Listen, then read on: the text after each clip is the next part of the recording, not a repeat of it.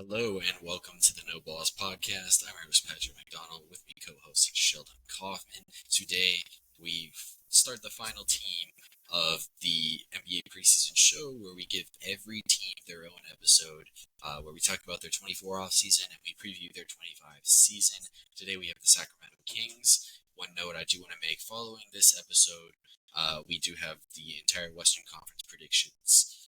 That'll be a little bit longer than the normal episode, but it'll give us a lot of predictions that we're gonna make. We'll predict the entire standings, top 5 players at each position. There's one other thing, all-star team predictions. We do that, and there's a contender tier list. So if you want to join for that episode, that would be much obliged. Anyway, do you have any things that you want to bring up about the Kings before we start this episode? Nah, man, let's start talking about Sacktown, Patrick. I'm ready. Right. So to start, last season, Kings, they had a really good 2023 season. 2024, maybe a tick down. A lot of that we'll get into, I'm sure. Overall, though, 46 and 36, ninth in the Western Conference, ultimately led to a play-in loss to the New Orleans Pelicans. Notably there, they eliminated the Warriors in the first play-in game and lost to the Pelicans. Pelicans got the 8th seed. 45 and 37 expected record, 24 and 17 at home, 22 and 19 on the road. Notably about the 23 team, they were a very good road team, or a really good home team, and they faced the Warriors, who were a really bad road team. Interestingly enough, that season, the Kings lost a Game 7 at home to the Warriors that season. Really weird stuff, but ultimately they didn't have that crazy good home record this season. Either way, still very solid there. 31 and 23 pre-All-Star break, 15 and 13 post-All-Star break. Versus the Eastern Conference, 16 and 14, and then 30 and 22 against the Western Conference. In clutch games, they were 20 and 19, meaning they were 26 and 17 in other games. Overall, this was a pretty solid team. Unfortunate that they, couldn't get a playoff spot, but very good team. Any notes that you have on Sacramento before we get started with the team stats? Yeah, I just want to bring up, first of all, great season by the Kings. Like you said, I think the fans were a little bit disappointed in what happened. I think, especially after last season's run by the Kings, a lot of us expected them to, for sure, at least make the playoffs. But they ended up running into a tough team in the Pelicans.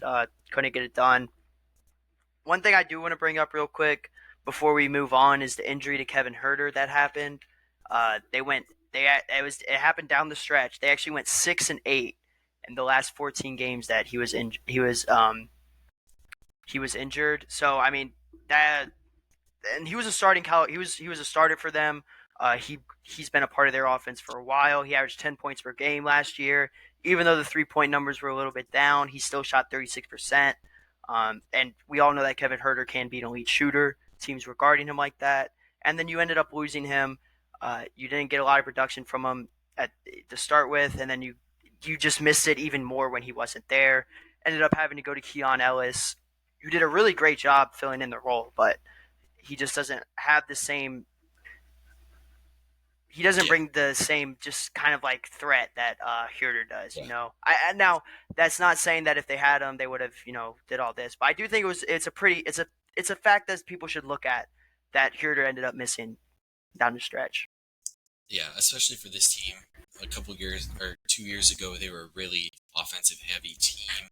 This season, their offense was a little bit down from that team a couple years ago. So Kevin Huerter being out really does hurt them. They fell a couple spots in the standings in that 14-game stretch that you mentioned. The Lakers definitely jumped ahead of them.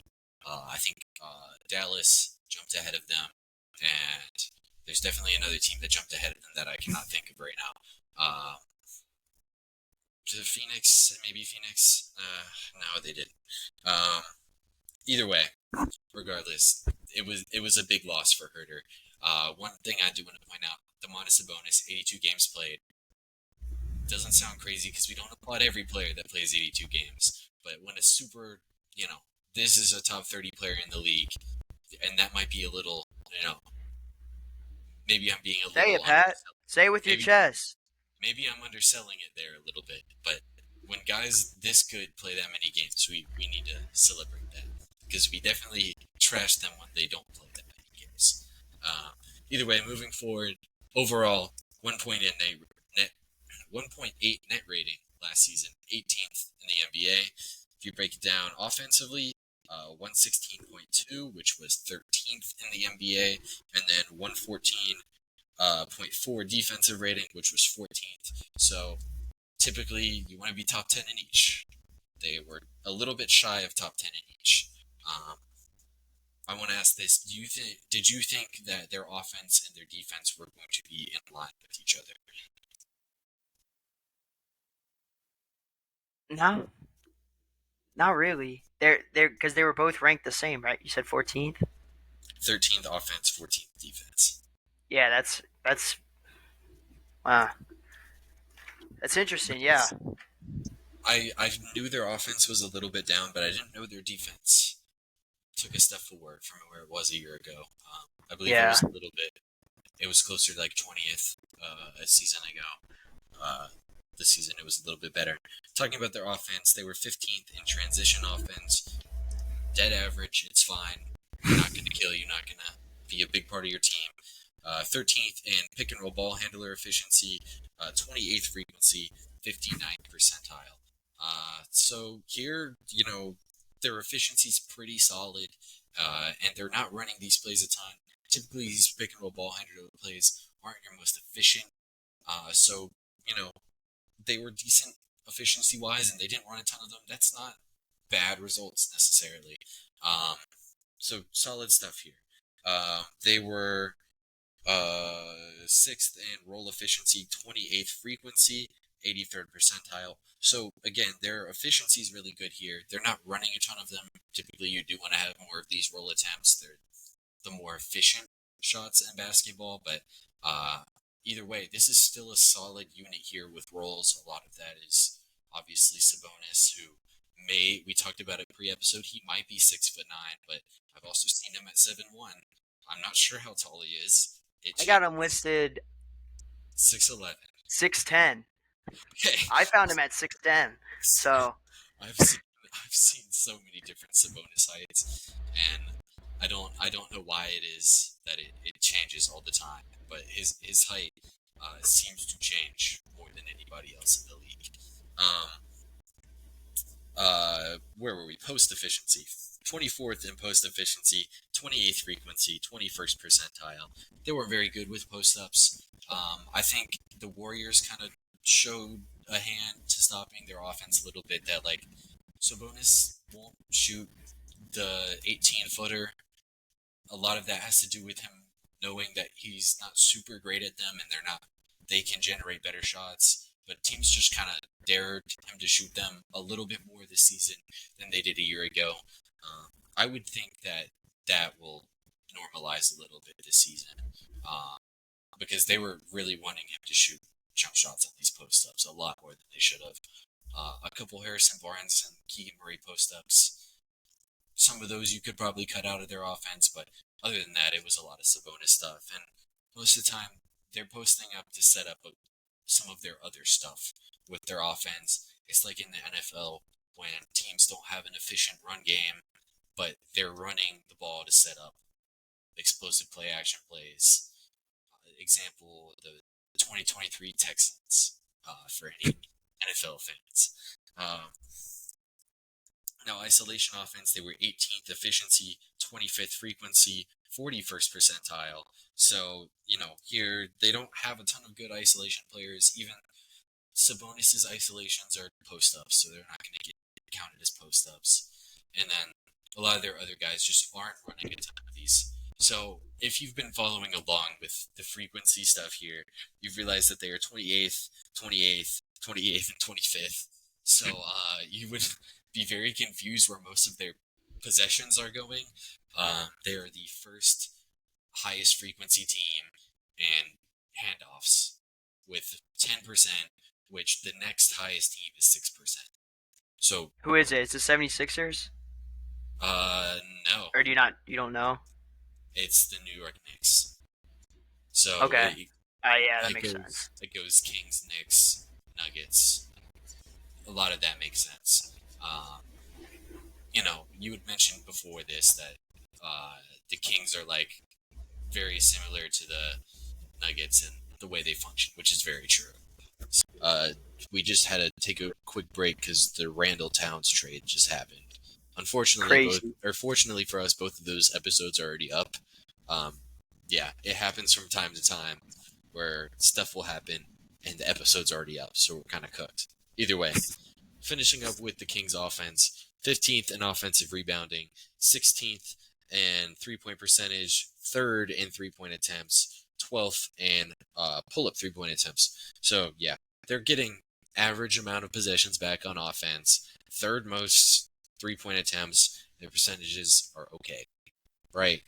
They could have improved a little bit better. This is kind of where Kevin Huerter slots in. Previously, they had been a little bit better of a three-point shooting team. They just took a slight step back this past season. Um, any offensive talk before we go to their defense? It just sounds like, I mean, when we talk about the scheme stuff, I'm sure it will be highlighted, but they ran a bunch of different shit and they didn't really, like, with a lot of this, with a lot of the teams we talked about, it was, they had a certain style or scheme that they would play. But I feel like with the Kings, it was kind of like multiple things from multiple offenses, I guess, like multiple actions. Yeah, It was very interesting to watch and just take in. they would take the best possible thing for them to run a lot of the time. It's good basketball is what the Kings like to play. I think a lot of people stylistically like watching the Kings for the people who get a Kings game on, because I know that's a struggle for a lot of people. It's the Kings.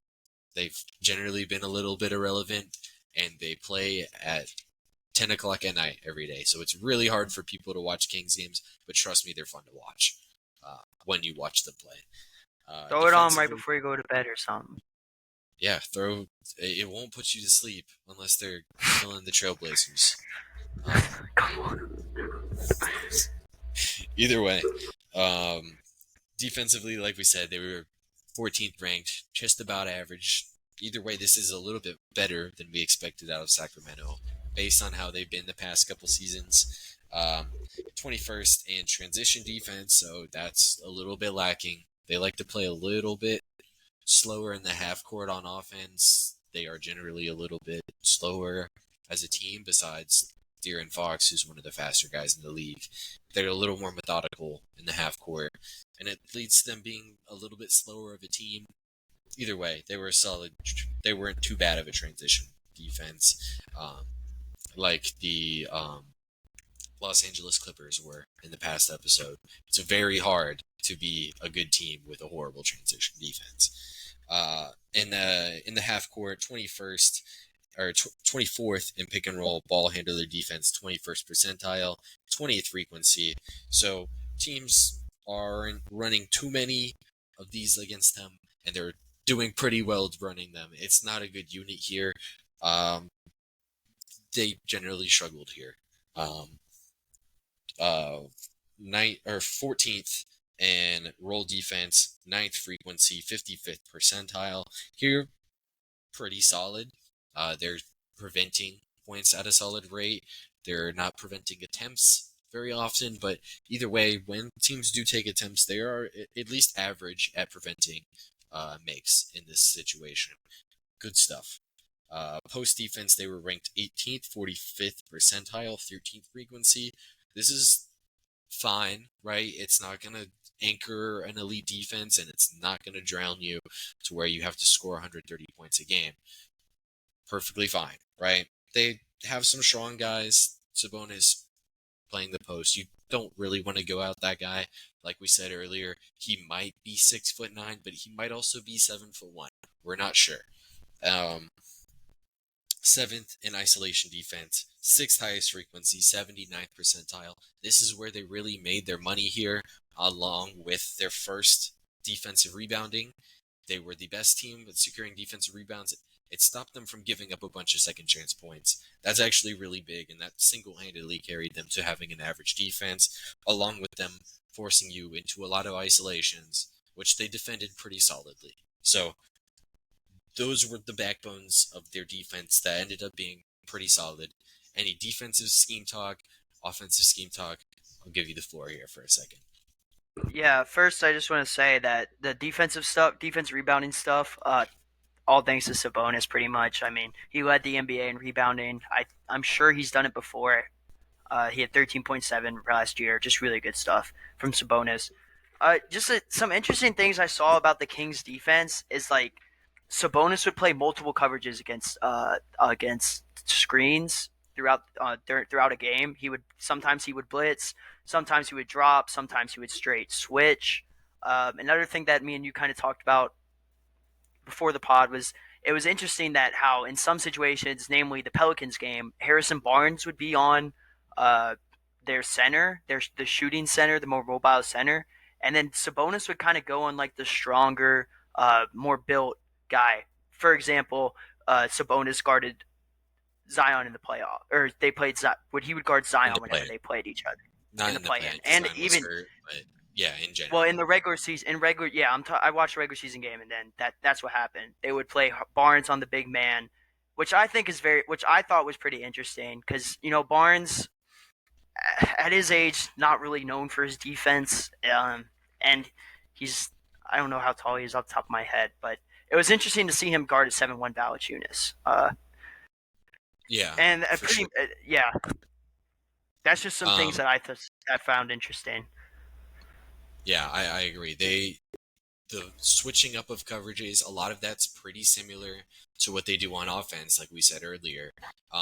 With Sabonis specifically switching up coverages, maybe some of that's because he might be 6'9" and he might be 7'1", right? He just chooses each play, maybe. But regardless, Yeah, I think some of that has to do with even when he does play drop, he's not a great drop big, right? Like he does have like kind of lead feet sometimes, but then he is kind of, and he's not quick at recovering. So they like to just mix it up with him because he generally isn't very good defensively, and if you know that he's going to play drop, you can kind of pick him apart. So they like to try to protect him by switching up coverages to make it to where you can't know that you're going to attack him and drop because realistically, I'd mentioned it in last episode with the Suns. Like Nurkic was like a B minus drop big. I think Sabonis is like a C in most big coverages that they do. That's how I feel about that. Um, Lineup stuff. You had mentioned the rebounding, mainly being Sabonis. That's very true. Uh, their lineups are typically pretty small. The closest thing they get to running double bigs is running Trey Lyles and Sabonis together. Um, Interestingly enough, those are some of their better lineups. We'll get into that later. If not, Keegan Murray and Harrison Barnes, whichever one is the power forward, I'm not sure. I think it marks Harrison Barnes because, like you said, he guards centers sometimes. Um, Harrison Barnes, Keegan Murray, those 6'7" for each of those guys, roughly. Not crazy size there, and neither of them are Jason Tatum like, where they're maybe actually way stronger than you, so it doesn't matter that they're 2 inches shorter than you, right? That's how I would feel about that. Sabonis, maybe he's not anchoring a great defense by swatting 6 shots a game, but he's securing the end of possessions a lot, and he's just doing what they need him to do. Maybe he doesn't have his Aaron Gordon yet, but there's one Aaron Gordon in the NBA. Maybe you could argue that there could be a couple more Aaron Gordon-esque players, but either way, that's the big defensive thing. Offensively, do you have anything else? um, yeah, it was like I said, or I kind of mentioned this before, but it was a very interesting offense because like I said, what and the teams in the past they kind of stuck to one similar thing, one similar concept. But I saw multiple things happen with this Kings offense. They would do dribble hands-offs with Sabonis. They would set double screens for Fox with Sabonis and Len or Sabonis and Murray. Murray would go out for the three. Sabonis would chill in the post around that area. Uh, they would give Sabonis the ball in the post and kind of let him work out of that, or kind of at the that free throw line area, kind of let him work out of that. Once he did that, the cutters would start. There was a lot more movement when Sabonis had the ball. Yeah, lots of off-ball movement, lots of off-ball screens, trying to get guys open for either shots or open drives and open cuts to the lane. And sometimes they would go to a two-man game in isolation. It was a bunch of different stuff. Yeah, just variety. Interestingly enough, we haven't mentioned him, but Mike Green, um, head or a former assistant of Golden State system. He had previously been a head coach in Cleveland, I think. I might be making that up, but that's what my brain is telling me. He goes to Golden State, learns a bunch of stuff from Kerr, applies that to Sacramento. They kind of are an infusion of the Denver offense and the old Golden State offense. A lot of fun stuff being ran here offensively, and the variety of stuff makes it hard to guard for sure. Yo, that the Mike Brown Cleveland pool is crazy, bro. That shit happened in 2005. Yeah. That's a crazy pool. That's what I was just laughing at. Oh, I shit. said Mike Green. Oh, my God. Cut it out. Just cut it out. No, cut it out. You were right. You were right. Oh, okay. Yeah, I said Mike. I combined Mike Breen from Mike. It's Mike Brown, right?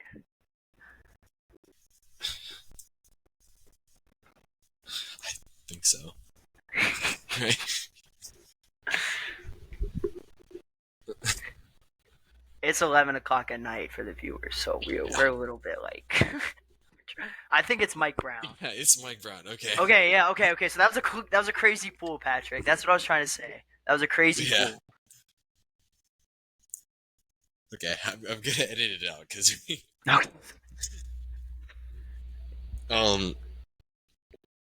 Yeah. You're talking about Mike Brown. It was a combination of the Denver and Golden State offenses. Well, either way, yeah, the combination of multiple different things makes them very hard to guard. Just very good stuff. We saw it much better last season when they had a little bit more floor spacing. I'd mentioned it before. They were only 16th in three-point percentage this year, but they were third in attempts, right? Their shooting, ideally, it should be a little bit better, hopefully, going forward, and that will really help their offense because a season ago, they were a much better three-point shooting team than they were this past year. So, any other scheme talk, or are we ready to go forward to their offseason? We're ready to go forward. I think I said everything I could. Yeah. Next up, we'll talk about their draft. 13th overall pick. Guy who I really liked for them, Devin Carter. Unfortunately for him, he's out for at least a lot of the early part of the season with a shoulder injury because this guy is legit. 3-year college player, first 2 seasons really weren't that good this past season, or at least as an offensive player, they weren't really that good. Really shined at the defensive end, and this last year they really needed him to take a step forward as a creator on offense, and he did it. I'll let you tell him the number that you told me before the episode with the other right now? name. Yeah, Dalton Connect. Yep. You want me to go? You want to give me my spiel? Give okay. Me, Yeah, so looking at the stats, one thing that really popped out with me, I was like, dang, these 3-point numbers are kind of looking really similar to a guy that went way higher. Wait. Not way higher, but is way higher thought of the shooter. Yeah, way higher thought of a shooter. Dalton Connect, 6.5 attempts last season, right? And then it was he shot 39.7% on threes of 6.5 attempts. Now this is very fascinating. Listen to this. Devin Carter shot more attempts than Dalton Connect and had a very similar 3-point percentage. 6.8 attempts from Carter, and he shot at a 37% clip. That's just 37.7, right? For rounding up 38. Yeah. Right? 2% lower, right? Like that's generally not what you want to hear, but like those are very similar volume. It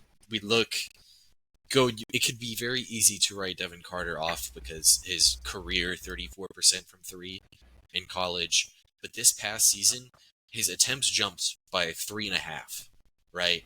And let me tell you, they were not easy attempts, because going into it, I was like, okay, so he just suddenly got more efficient as a three-point shooter. No, he got a lot better. He was taking a lot of tough shots for Providence this past season.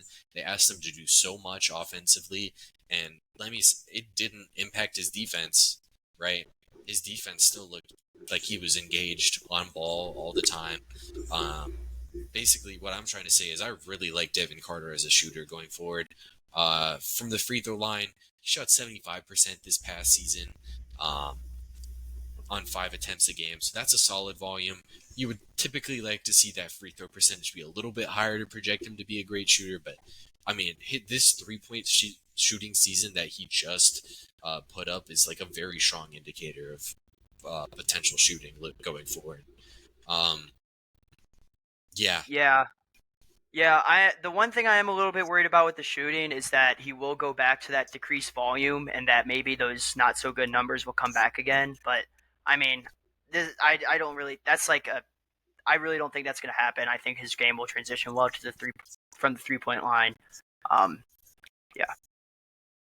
Yeah, this past season, he took on an increase in usage. His usage rate went up 7%.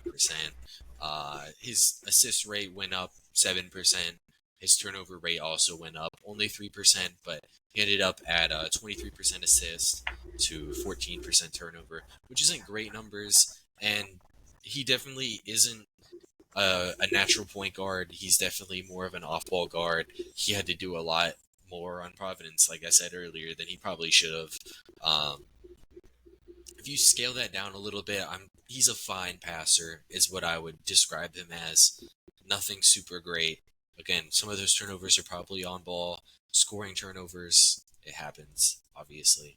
But I like him as an offensive player, and I don't think that's his better side of the floor. What did you have on him defensively? Defensively, Yeah.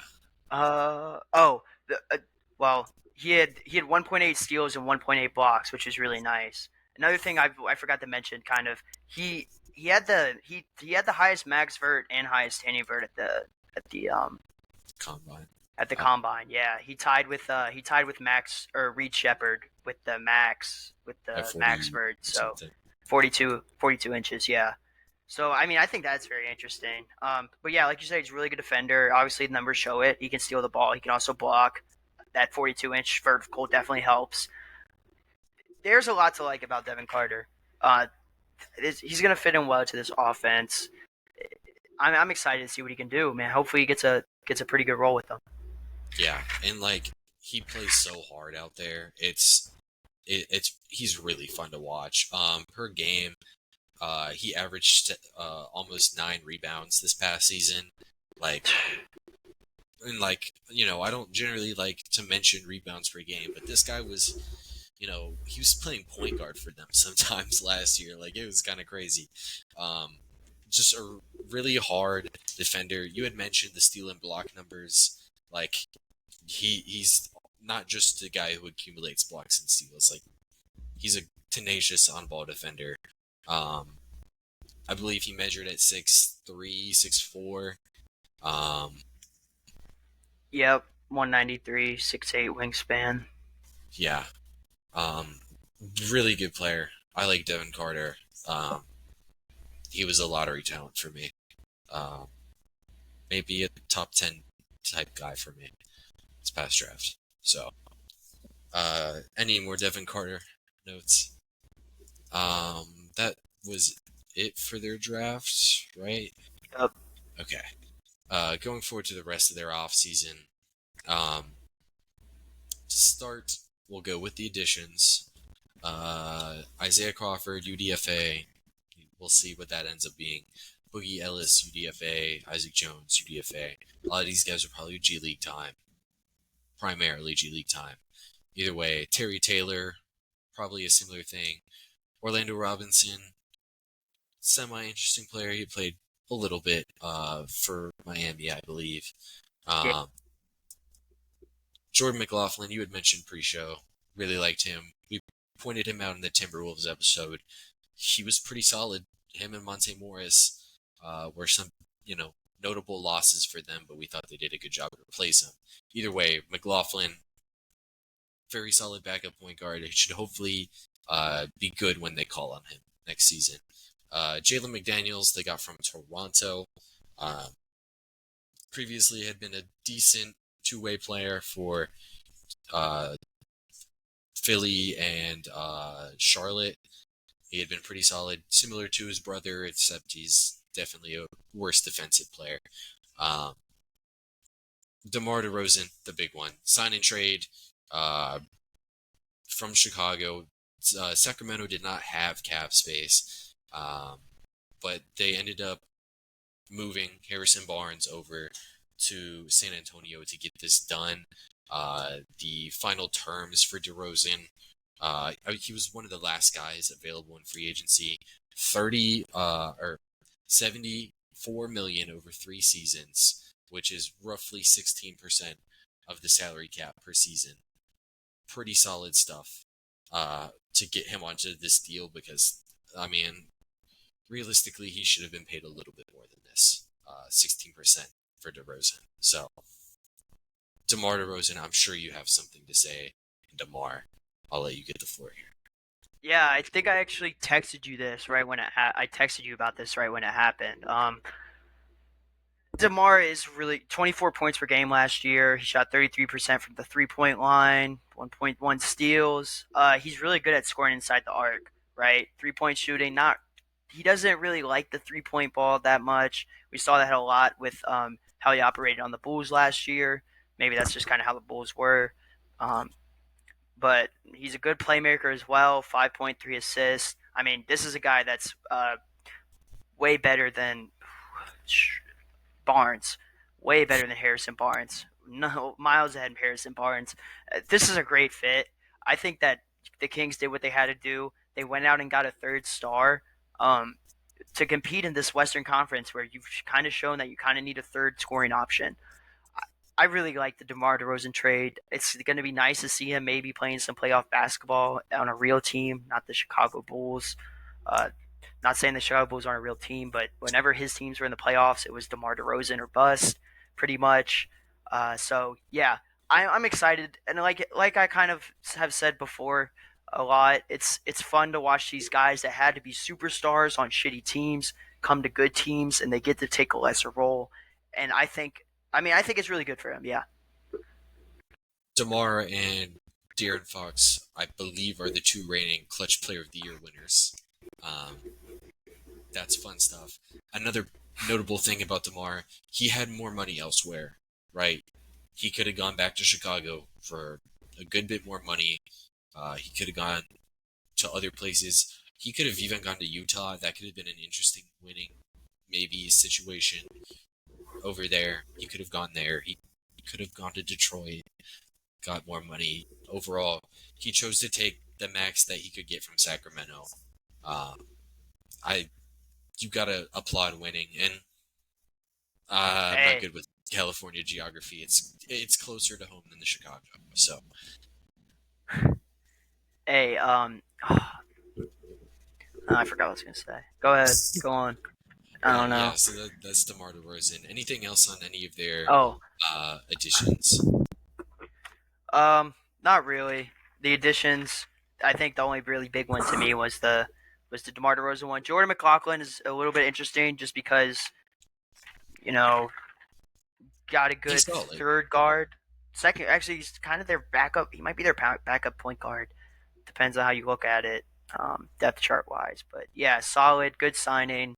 It was a 1-year deal. I'm sure it was a vet minimum. So yeah, vet minimum. Always love good values from vet minimums. Gotta love it. Yeah.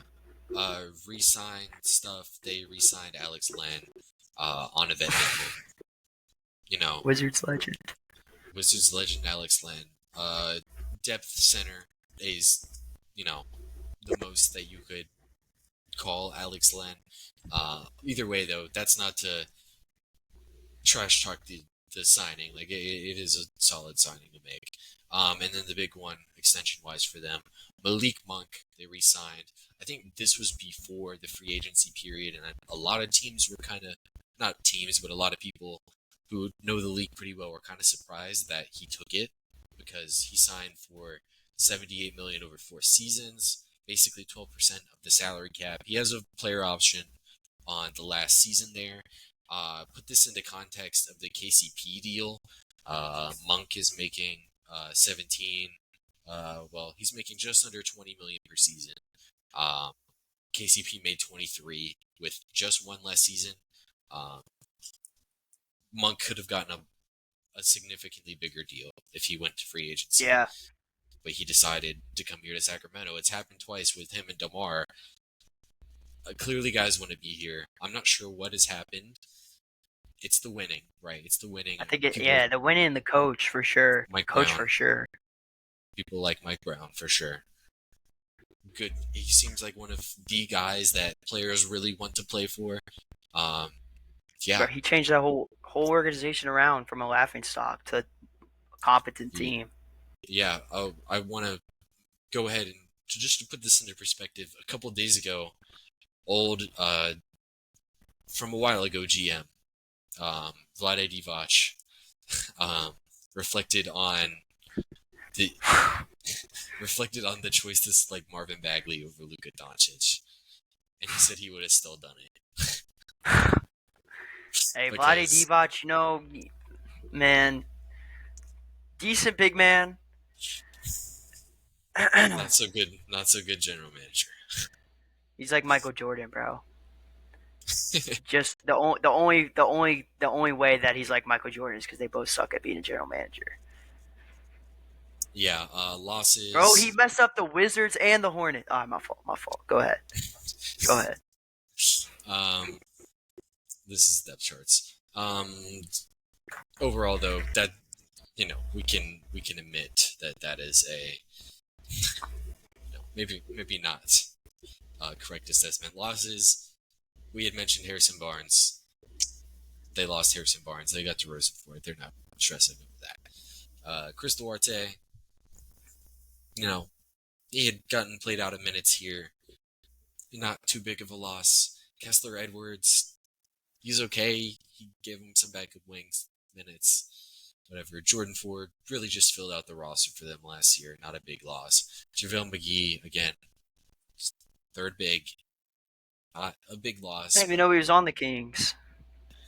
Yeah. Davion Mitchell, you had mentioned him, Baylor legend, goes to Toronto. In return, they got McDaniels.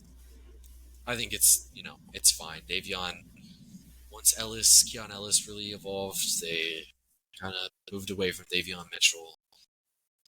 It's how it is. Jalen Slauson, again, fill out the bench type of a guy. And then Sasha Vezenkov, we mentioned him in the Toronto episode. He decided not to get paid his own money and go play overseas instead, which I can respect, wanting to play somewhere where you do want to play. Which, other than that, do you have any comments on those things? Yeah, I mean, nothing too Yeah, I mean, like you said, Davion Mitchell, I would say was big, but Keon Ellis kind of took over the Davion Mitchell role, I would say. So, like, yeah, I don't know. I mean, it's not gonna. It kind of. I'd say it stings. It doesn't hurt. It stings. It'll be like, man. But yeah, we'll see. Maybe McDaniels turns out to be a good return. I feel like it probably should be. Especially considering what they like to do with some of their big players. Either way, this team has, pretty solid cap situation going forward. I think they had solid stuff here with their additions, subtractions. Going forward, lineup data, unless you have any comments to make. Now let's get into it. All right. Big thing with them. Last season, I look at the data and I'm like, dang, Sabonis' net rating was 1.5. That seems low. Yeah, the reason with that is the Sabonis-Harrison Barnes combination was not good. It was 0.2. Also, the Sabonis-Malik Monk was negative 2.4. If we want to, look at that, the main reason behind this, it looks like that page is crashed.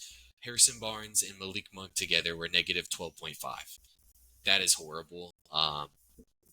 Just not going to be a good combination whatsoever. When Harrison Barnes was off the court, Malik Monk was 7.8. So that combination was not good.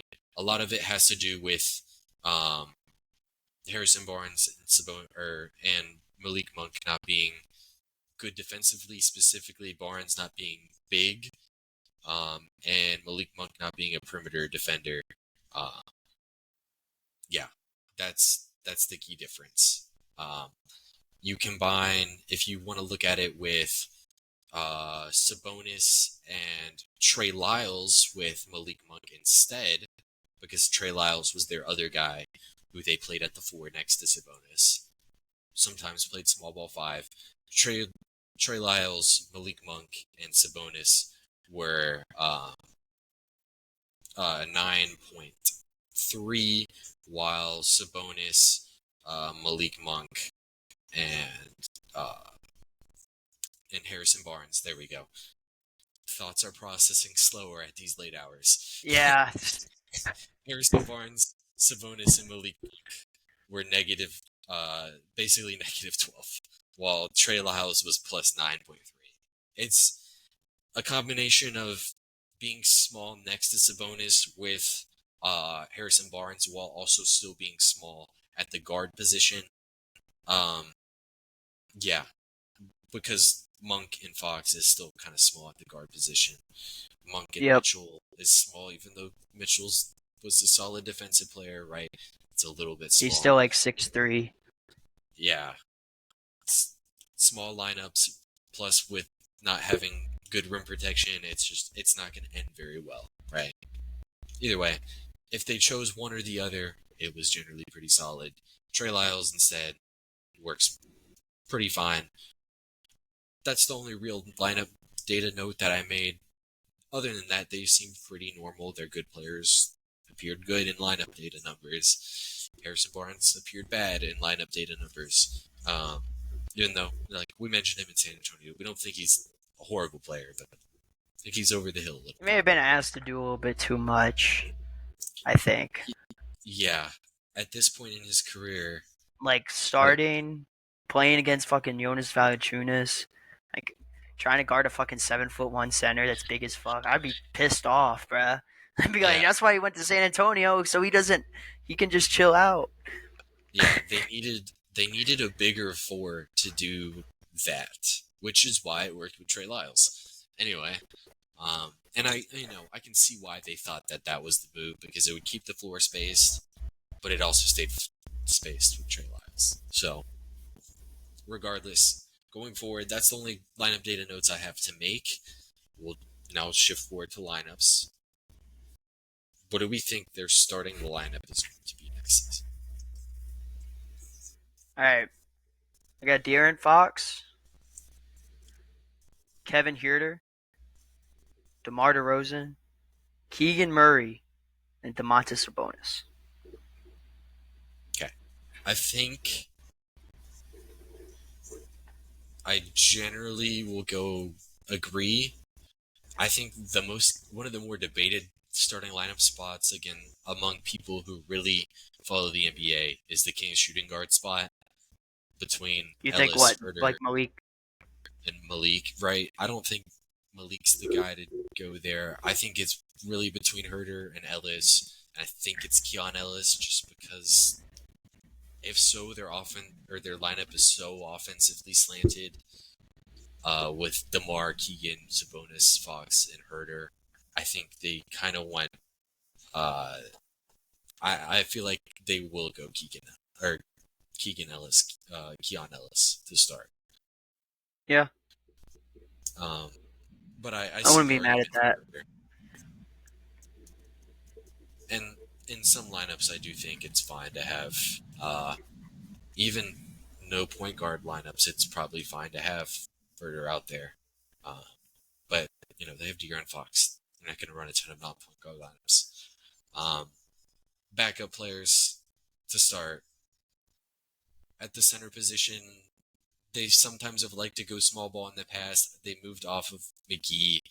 I feel like Lyles will get a good bit of the center minutes. We mentioned in the Memphis episode, the Warriors episode, maybe this is a center by committee thing. Sabonis getting a big chunk of the minutes helps them in ways that Memphis and Golden State couldn't.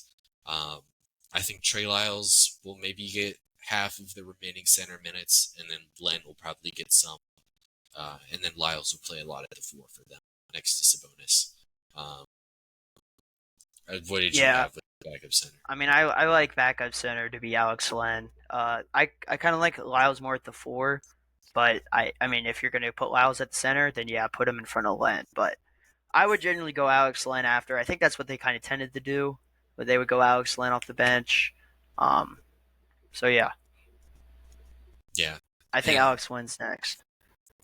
Yeah, I feel like if they need a big, they'll definitely play Len. Mike Brown's a smart guy. He's gonna do what they need to do versus what he wants to do. But in some lineups, like against bench units, I think Lyles and McDaniels is actually a solid combination at the 4 and the 5, which is why I do think they tried to acquire McDaniels, is because they wanted him to play in those small ball lineups at the 4. That's my assessment. It'll really be whatever they need best right there. Bench guard stuff. How do we feel about between McLaughlin playing or Monk being the backup point guard?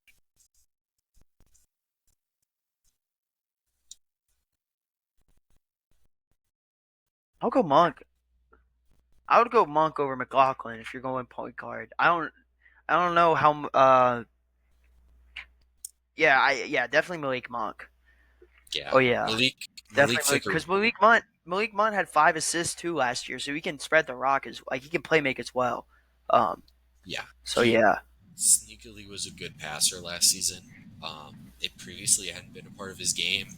I think playing in the system really allows you to develop as a passer, similarly to how it does in Golden State. You're just to see the game as an off-ball scorer more, which is what Malik has had to do here. It's allowed him to his understanding of the game has gotten significantly better by having the role that he has on offense, and then it's allowed him to become a better passer. The bench wing minutes, it's whoever you don't start of Malik Monk, Herter, or Ellis at the 2, and then McDaniels will get some bench wing minutes as well. Yeah. Unfortunately, with Devin Carter being out, they don't have as much wing depth as you would like, but I think between those 3 guys that they would be playing bench wing, then they have some good stuff here. And McLaughlin gives you a little bit of depth insurance at least. Do you have any more lineup stuff before we go to offensive MVP, defensive MVP? Nah, man. Right. Let's get right into the defensive MVP, offensive MVP, and that X factor, Pat. All right, we'll go defensive first then. Since you said it first. Yeah. Who do we have as the defensive MVP for this team? Okay.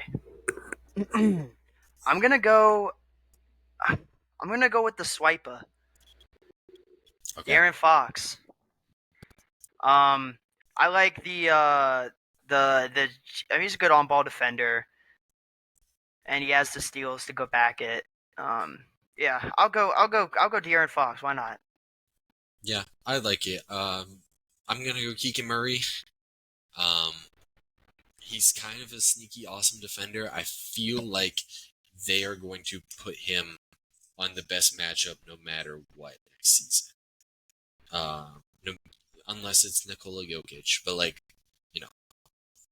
no 6'8" wing is going to guard Nikola Jokic.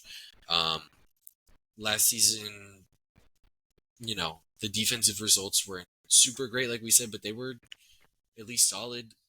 Realistically, if it's going off of last season, their defensive MVP was somehow Sabonis.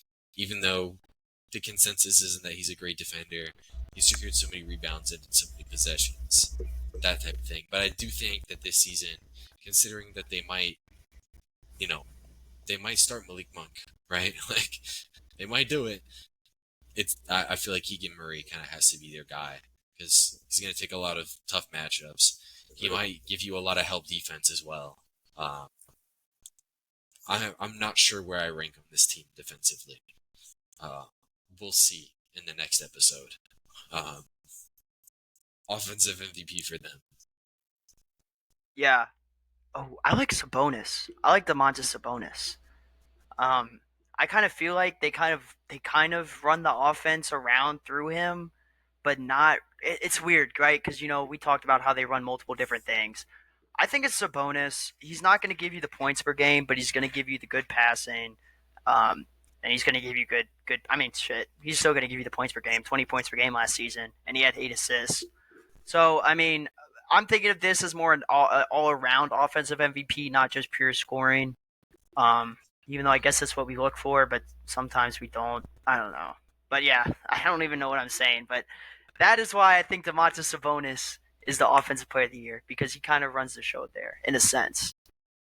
Yeah, think about it this way. It's like in fantasy football, you have 2 wide receivers. You don't know which one of them is going to get the reps. That's kind of how I feel about DeRozan and Fox because they have similar games. Not the exact same, but I feel like they're going to play very similarly around Sabonis. I feel like Sabonis is the constant there. I don't know where the fantasy football analogy ended up going, but, hopefully that made sense to somebody. Sabonis, I feel like regardless, is going to be the key part that gets those guys a lot more easier looks. Yeah, I agree. I think it's also Sabonis here. Nice. Even, he might average 18 points per game, and he might be the third leading scorer, but I think it's going to be him. The X factor for them. X Factor. I like DeMar DeRozan. New face on the block, new kid on the block, new team, new change of scenery. He's got to go in there, and I mean, they brought him in for a reason, right? To come help the team. I think that he's going to be a big piece in that. And if you can get that clutch DeMar DeRozan, this just helps the Kings out even more because now you have an option, a scoring option to go to. That's not Fox or Sabonis. Sabonis. Yeah. Yeah. For me, Sabonis or not Sabonis, DeRozan. I feel like we just know what he's going to be, right? He's going to give you the timely buckets. Maybe he doesn't shoot threes for you, but like he's going to get you some points. He's going to pass the ball really well. I think this team could sneakily just like average the most assists in league history next season. Like it could happen with how fast-paced teams play nowadays and the amount of good passers that this team has. I could see it happening. I think their X factor for me is Keon Ellis, mainly because, like I said, I feel like we know what DeRozan's going to be. I feel like we know what Fox and Sabonis are going to be. If Keon Ellis can really like solidify himself as a starting caliber player next season by improving as a shooter and still being a solid defender like he was last year, then that really makes that starting decision very easy for them, and it allows them to not give up anything by starting him like they would, benching Kevin Huerter and losing that spacing. It makes me feel like they have a very almost perfect starting lineup. You know what I mean? That's how I feel about Keon Ellis, and I feel like everybody else, we kind of know what we're going to get out of it. So, yeah. Any other comments? Nah, I'm good. Yeah. So, do we think that this team got better? I would say yes, they did. I agree. They got better. Did you bring it? Oh, sorry. Go ahead. The Sabonis over Harrison Barnes thing, or DeRozan over Harrison Barnes, is instantly going to be an upgrade, even if like there might be some clunkiness right away with the fit. I bringing in another guy who's going to organize your offense cannot hurt this team. I like the fit, and they weren't getting anything defensively out of Harrison Barnes really last season. So although you might think Harrison Barnes to DeRozan is a downgrade defensively, it really isn't. So yeah, that's how I feel about that. I would feel a lot better about saying this if they could start Devin Carter at shooting guard for the whole season, because I feel like that would be really good for them. Yeah, I feel like they just got better. I feel like we say that about every team, but I feel like this one I do really feel that There's way. been some good off seasons. There's been What can we do? there hasn't What are been we that gonna do many about bad it? ones. Of course, we'll say in a couple months when one of them just doesn't pan out that it was a bad off season, but as of right now, we can't point that one out. So I'm sure the 4 teams that we said didn't get better.